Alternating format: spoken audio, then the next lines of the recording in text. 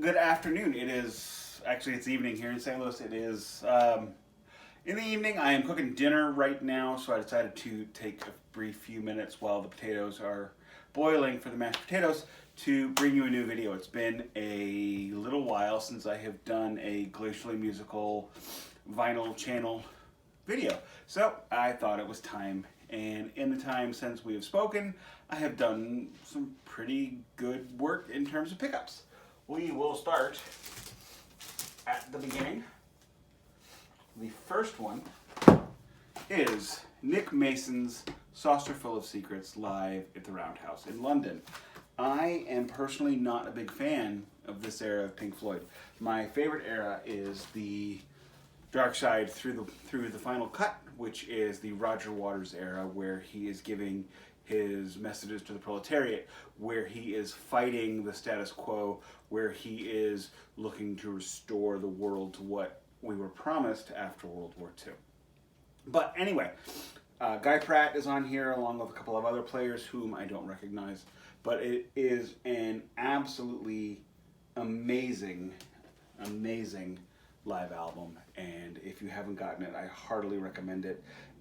Unlike most Pink Floyd releases, it is at a very decent price. It's only 2 albums. I think I got it for Amazon for about $30, which is better than what I paid for Us and Them soundtrack.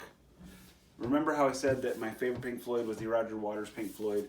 I also really love the Roger Waters solo career, where he is performing his favorite Pink Floyd songs and where he is doing a few of his solo tracks. There is a solo track medley.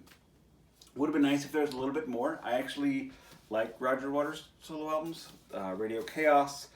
I am one of the 6 people that will stand for Radio Chaos. I will tell you that Radio Chaos is a great, albeit slightly ridiculous record. Then, the King Gorm debut LP. To be perfectly frank, and I reviewed this at Glacially Musical, which you can check out my review, I don't exactly know what to call this thing. This is a fun album.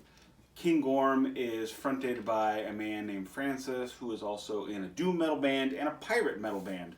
So I guess this is stoner, sludge, doom, pirates. I don't know.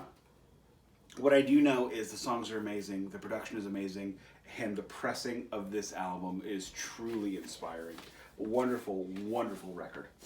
Now, you may have heard me talk about online or something like that effect about going to antique malls to find records. That is actually where I get a lot of my classic rock stuff. My copy of Radio Chaos, interestingly enough, came from an antique mall. I got it for $15 at the General Grant Antique Mall on Watson Road, just east of St. Louis City. Unfortunately, the pandemic has killed it.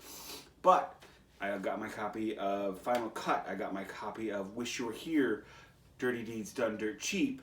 I can go on and on. I had a copy of Metallica's Garage Days Revisited, the original pressing, in my hands today. I had 2 different original pressings of The Wall. I bought none of them because they're expensive, but I had them in my hands. If you go to the right places, you can find some cool stuff. And what I came home with from the antique mall today is my second Loudness record. If there's anything anybody who knows me knows, I love Japan. In fact, I ate ramen and drank sake last night just because I like ramen and sake. And then I ended up tweeting in Japanese for a while, which was probably a bit on the ridiculous side, and I don't know how many of my followers on Twitter speak Japanese. About half of my Instagram followers speak Japanese because I court Japanese followers on Instagram. But that was just to talk about a few records here and there. The real point of this video is what I am doing as a turntable owner. About 3 or 4, probably longer than that now. About a month or 2 ago, I decided I was going to upgrade my Pioneer PL200, which is a 1975 turntable, vintage turntable, for a Fluence. I can't remember exactly which one I was going to go with. I was either working between the $200 or $300 model, and I had decided that the problem with my turntable was that it was too finicky, it was too old, and it was time to upgrade to a modern set, thinking that if it were modern it would last a bit longer, it would be less finicky, it would be easier to set up, and all that kind of good stuff. In the end, I'm gonna say that I was wrong. What I decided to do instead was to purchase the Ortofon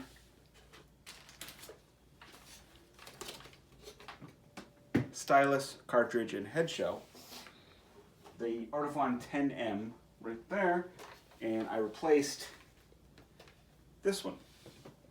I replaced this stylus, head shell, and cartridge with the Ortofon 10M, thinking maybe it would be a little bit cheaper, trying to improve my sound and all that kind of good stuff, but I'm trying to do it on a budget. During the pandemic, I'll tell you, I have been wholly undisciplined in my spending, and I can't do that anymore. So instead of being able to afford the new turntable, I decided to buy, the turntable would have been $200 to $300. So what I did was I purchased, like I said, the Ortofon 10M head shell, cartridge, and stylus. I bought it pre-mounted because I don't want to mess with that stuff. But I got that for $60 on eBay. That's a lot better than the $300 it would have cost to get that turntable. So that was my first upgrade. And what that did is that has really changed the way this old Pioneer sounds. The difference is truly amazing. I can hear the channels better, the separation is better. I have been hearing some amazing, more subtle sounds that you don't get anywhere else. But that was then, this is now. My latest turntable upgrade has arrived today. Doesn't look like much, does it? In the extraordinarily high-end turntables, their platters are not steel like we have here, but they are acrylic and they don't use slip mats. Well, those turntables cost upwards of $4,000, which I don't have that kind of money to spend on a turntable. So what I did, on the advice, and actually, quick shout out to my friend Nick. A friend of mine named Nick, who is, interestingly enough, Nick No K, unlike me, who is Nick No C. If you don't follow me on Twitter, please do. My Twitter account is NIK_C_K. Nick No C. Is that right? I don't think that's right. Go to Glacially Musical. Hit my Twitter there, glaciallymusical.blogspot.com. But, so what he suggested was I purchase an acrylic slip mat. Now, the acrylic platters are supposed to give you a much punchier sound, better definition, all that kind of good stuff. So what I'm trying to do, my current goal as a turntable owner and vinyl collector, librarian, whatever you want to call me, my current goal is to find a way to make my turntable sound so much better. So the stylus gave me probably in my ears a 30% increase in the sound. I'm hoping that this will give me a 5% increase. I don't know for sure. We will see. But, so, you can get these on Amazon for $22. So, right now I have spent $82 upgrading my turntable, which is a third of what it would cost to get the turntable that comes with my stylus.